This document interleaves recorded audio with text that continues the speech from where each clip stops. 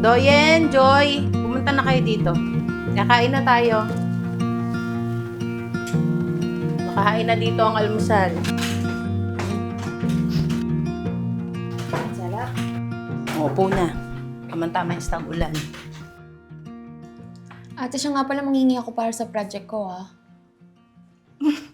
Style mo. Pag-date mo lang yun eh. Paano magdi-date? Wala nga naniligaw sa akin. Paano pa naman maliligaw sa iyo? Pupunta pa lang, busted na. Hindi naman ako kagaya mo, madaming naniligaw. Pero kahit madaming naniligaw sa'yo, mas maganda pa din ako sa'yo. Mas maganda kaya ako. Hindi mas maganda ako.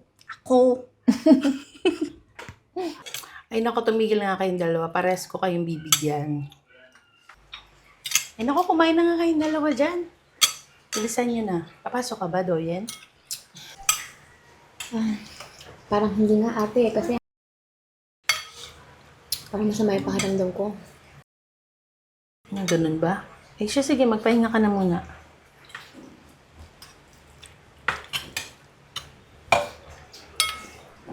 O, Doyen, kamusta ng pakiramdam mo? Ate, masakit yung ulo ko eh. Baka naman puyat lang yan. Susobrahan ka kasi minsan ng paggagawa ng assignments mo, inaabot ka na madaling araw. O siya, pahinga ka muna. O, diyan ka na pala, Joy. Oh, Doyen. Kamusta ka na? Anong masakit sa'yo? Ulo ba? Oo ate, masama pa rin yung pakiramdam ko. Siya. Halika dito. Kayo ka. Hilutin ko.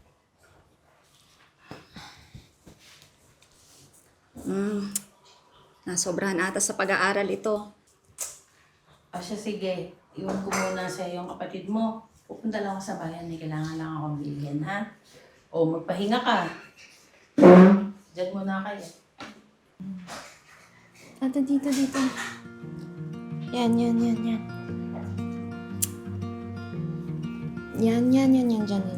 Saan ba? Yan. Kasi naman siguro kaka-cellphone mo yan. Tama na ang pagsa-cellphone mo na ha? Ha?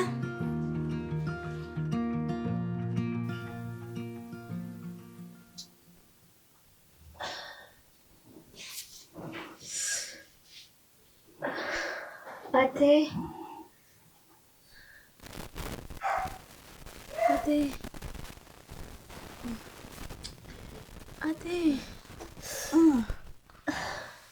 Ano yung sakit sa'yo? Ate, sobrang sakit ng ulo ko. Ano? Ate! Ate si Doyen! Ate! Ate si Doyen! Bakit? Ano nangyayari? Ate, dali na natin siya sa ospital! Doyen! Teka, nagkakain mo, Doyen! Doyen! Hello po, Doc. Ano po? Stage 4? Wala na po bang pag-asa? Wala na po ba tayong magagawang ibang paraan? Opo. Sige po, Doc. Gagawin ko po lahat ng mga sinabi niyo. Sige po. Thank you po.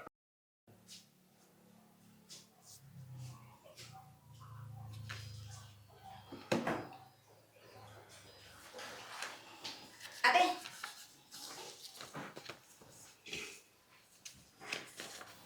Ate, baka naman pwede ako makahiram ng pera sa'yo. Bibili kasi akong bagong damit. Puro luma na kasi yung mga damit ko, may interview ako sa isang araw. Kaya siguro hindi ako natatanggap sa trabaho. Joy, pwede ba pagtsagaan mo muna yung mga luma mong damit? Hindi ko na nga alam ang gagawin ko eh. Ito, ang dami-dami nating bayarin. Puro kupas-kupas na yun eh. Baka naman pwede mo akong bahaginan dyan.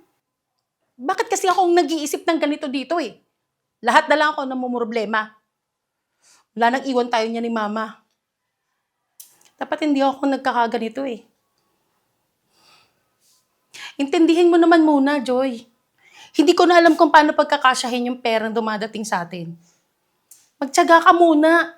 Hindi mo ba nakikita? Ang dami nating problema. Lagi na lang ganun. Lagi na lang. Siya, samahan mo na lang ako sa Miyerkules. Kasi hindi ko alam kung saan yung lugar ng gaganapan ng interview. Hindi kita pwedeng samahan. Kailangan ko samahan si Doyen sa doktor. Si Doyen na naman. Hindi ba nakikita yung kalagayan ng kapatid natin? Bakit sinisilip mo pa yon? Lagi na lang kasi si Doyen. Hindi na gumaling-galing yung sakit niyan. Tagal-tagal na. Buwisit? Lagi na lang ganyan?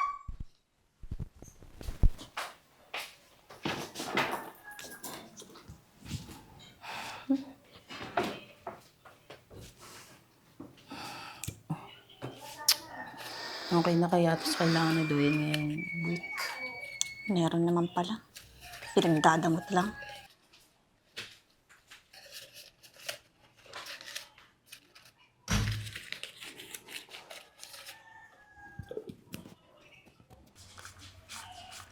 Yan, sakto na siguro itong pambayad.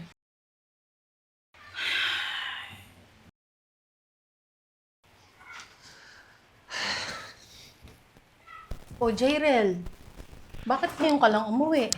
Pasensya ka na ate. Natagalan pa kami sa paggagawa ng thesis eh. Oh, ang daming pera ah. Alam mo naman, para sa ate Doyen mo yan. Ano naman na kalagayan ng ate mo eh. Ate, pengin pera. Kailangan ko ng pera para lumuwas eh. Doon ang interview ko eh. Ano ba naman yan, Joy? Pwede magawan mo na muna ng paraan yung kailangan mo. Alam mo naman yung ginagastos natin ngayon para sa kapatid natin si Doyen. Ay, ang sinasabi mo ate? Saan ako ba makakakuha ng pera? Paano makagawa ng paraan? Diba nga last time hindi na nga ako nakaluwas dahil hindi mo ako binigyan. Hindi mo rin ako sinamahan, di ba? Tapos ano, ganito na naman? Hindi mo ba talaga naiintindihan na para sa kapatid natin itong ginagawa ko? Hindi ka ba pwedeng magsakripisyo muna? Ay ano, ang daming pera.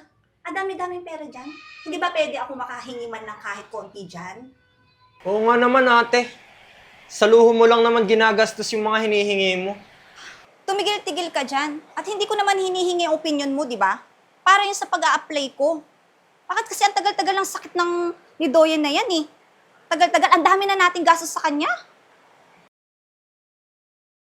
Lumalagpas ka na sa mga salita mo, ah! Totoo naman, di ba ate? Lagi na lang si Doyen. Si Doyen, si Doyen. Ang tagal-tagal na ng sakit niyan, hindi pa gumagaling. Ano bang klaseng sakit na meron yan, ha? Alam mo ate, hinihiling ko na sana ako na lang yung may sakit. Para lahat ng pera at atensyon nyo nasa akin. Tama na yan ate. Hindi mo alam kung ano ang sinasabi mo! Ano ba nangyayari sa yung babae ka? Bakit biglang ganyan ang ugali mo? Wala ka na ba talagang konsensya? Dati naman close kayo ni Doyen ah. Ano nangyari sa'yo? Hindi mo ba nauunawaan na may sakit ang kapatid natin? Wala ka na ba talagang konsensya, Joy?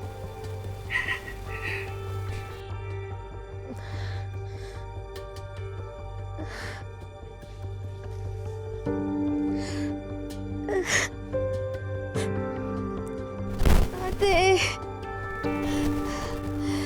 Ate! Si ate Doyen. Ate!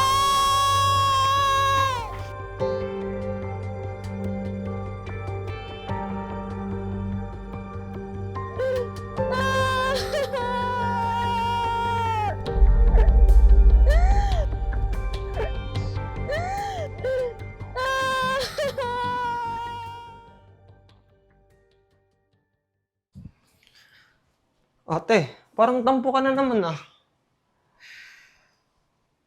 Ate, may sakit si ate Doyen. Ano ba problema mo sa kanya? Ano ba naman kasi sakit yan? Ang tagal-tagal na. Kasi simula nung nagkasakit yan, lahat na ng atensyon nasa kanya. Ate, bakit ba ang hirap mo umintindi? Mas kailangan niya nga tayo ngayon.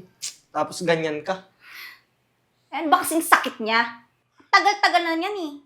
Iintindihin mo na lang, ate. Sige. Cheryl, kayo pumasok na.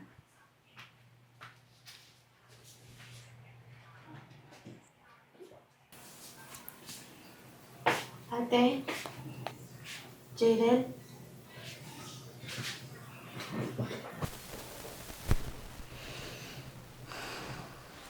Pasensya na kayo Lahat kayo naapektuhan sa sakit ko. Pati gastusin dito sa bahay. Pero huwag kayong mag-alala. Dadating ang time na hindi na ako magiging pabigat sa inyo. Buti alam mo pabigat ka. Matagal na. Visit.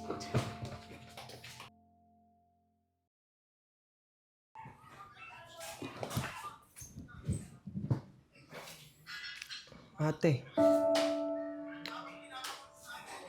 Doyen, kamusta ka? Basta pakiramdam mo. Ate, nanghihina ako. Ate, pwede ba wag mo na lang akong ipagamot? Kasi, wawala din naman ako Sayang lang yung pera. Igastos mo na lang sa mga kapatid ko. Para hindi na magalit si Ate Joy sa akin. Doyen, ano ka ba? Huwag kang magsalita ng ganyan. Nakikita mo naman ginagawa ko ang lahat para lang madugto ka ng buhay mo. Alam mo naman kung gaano ko kayo kamahal, kayong mga kapatid ko. Balang araw maiintindihan din ni Joy kung bakit kailangan kong gawin lahat to. Tatagan mo ang loob mo. Huwag kang panghinaan. Kung ako nga nagpapakatatag Huwag kang magsasalita ng ganyan, ha?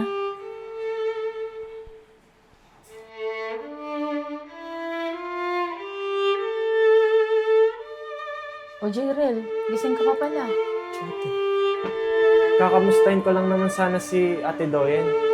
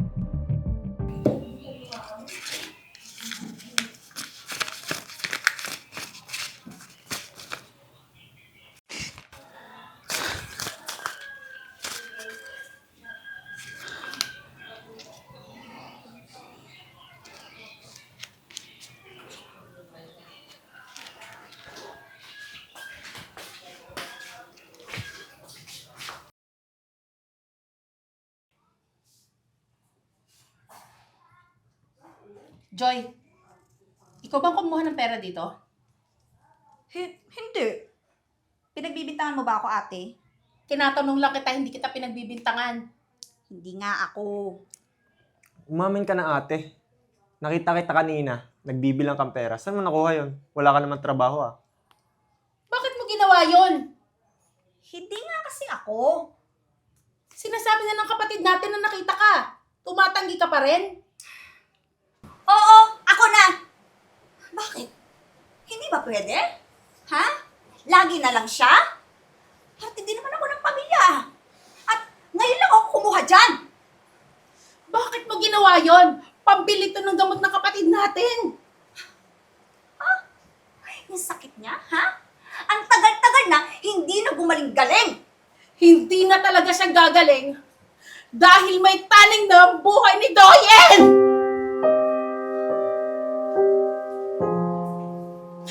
Oo, may cancer si Doyen. Pero hindi ko sinasabi sa inyo. Dahil gusto ko, sarilinin ko na lang lahat. Umasa ako eh. Umasa ako na makita ko sa'yo na mag-aalala ka, Joy. Pero hindi. At oo, tama ka. Sana, ikaw na lang ang nagkasakit para nalaman mo kung gaano kahirap ang dinaranas ni Doyen. Ate, sorry. Sorry, hindi ko alam. Sorry. Babawi ako sa inyo. Ate! Ate! Ate, tulungan niyo! Ang sakit! Ate!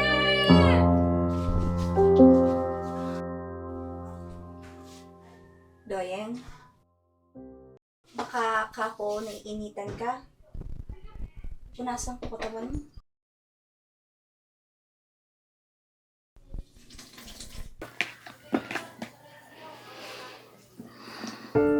Ate.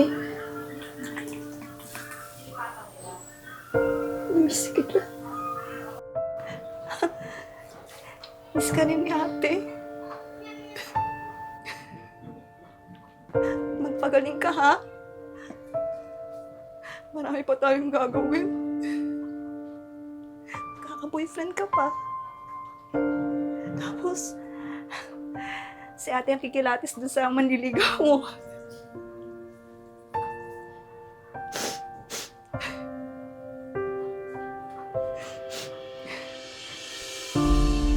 Hindi ka na magalit sa akin.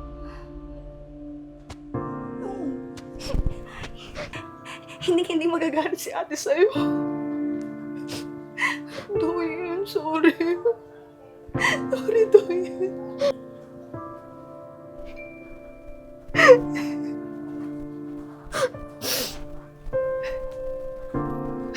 Mahal na mahal ka ni ate.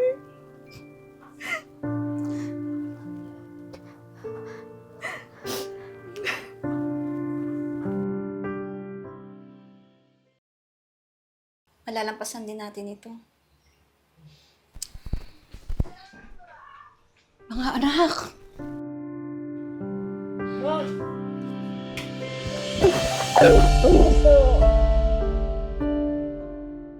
Oh, anong ginagawa niyo dito? Magbabakasyon? Oo nga, ma. Anong nagdala sa inyo dito? Bakit bigla kayong bumalik? Nabalitaan ko na may sakit si Doyen. Iniwan na ako ng kinakasama ko. At narito ako para alagaan siya. At para na rin makabawi ako sa inyo, mga anak. Pasensya na kayo. Napabayaan ko kayo. Sana mapatawad ninyo ako. Kung kailan nagkasakit si Doyen, sa akin pumunta dito. Joy, hayaan na natin si Mama. Higit siyang kailangan ngayon ni Doyen. Ma, upo na po kayo dito. Salamat. Anak, patawarin mo ako. Alam kong mahirap kayo magpatawad sa akin, sa aking mga ginawa sa inyo. Iniwan ko kayo ng basta-basta na sumama ako sa mapera. Ngayon, hayaan naman ninyo akong bumawi sa inyo, lalong-lalo na kay Doyen. Babawi ako. Pangako, babawi ako. Oo nga, ate. Pagbigyan na natin si Mama. Para na lang din kay Ate Doyen. Please. Nasaan si Doyen? Gusto ko siyang makita. Higit natin kailangan ngayon si Mama para kay Doyen. Ma, Nasaan si Doyen? Gusto ko siyang makita.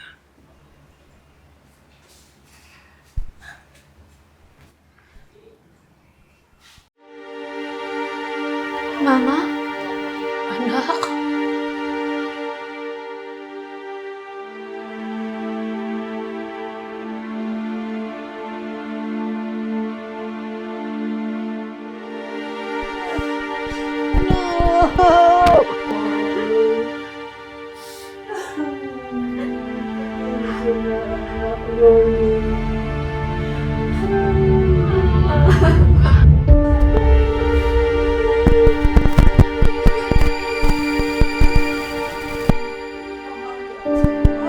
ako, pero mga kuya, pasensya na anak.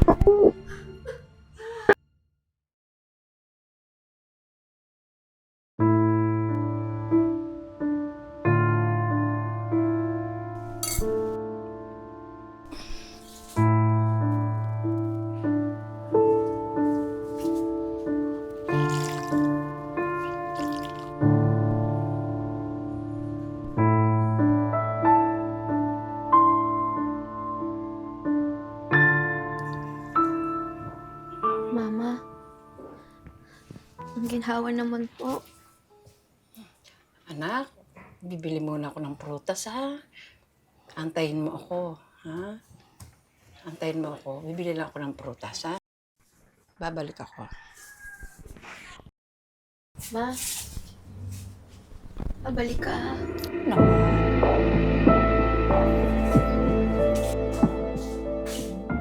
Sugupit ka naman. Ate, Anak, punta lang ako sa palengke. Bibili ako ng prutas para kay Doyen, ha?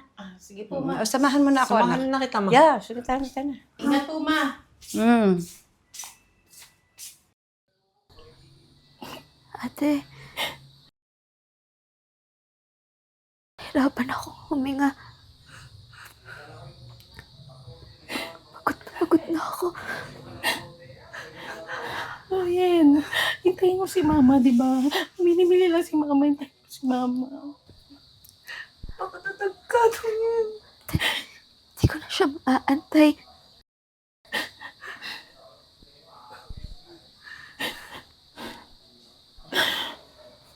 Uy.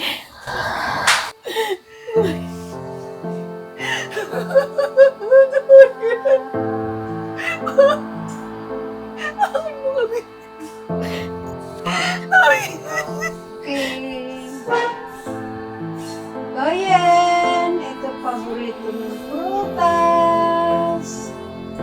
Ba't mo kami iniwan? Doyan! Bakit mo kami iniwan?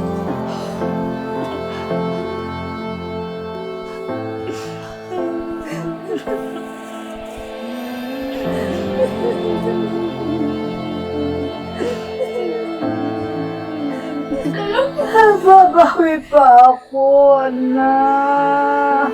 Babawi pa ako. Bakit?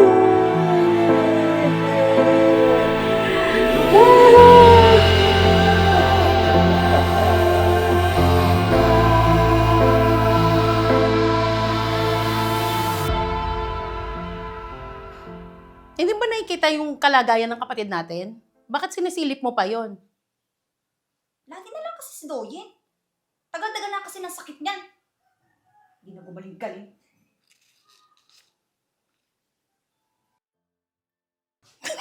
Wala na. Ano gayon? Anong gagawin? Mas kailangan niya tayo ngayon. Tapos nagkakaganyan ka. Sige na, Jaren. Pumasok ka na lang sa loob. Op, hindi ka alis. Nasa si Doyen, gusto ko siyang makita. Doyen. Anak. Ayaw lumabas!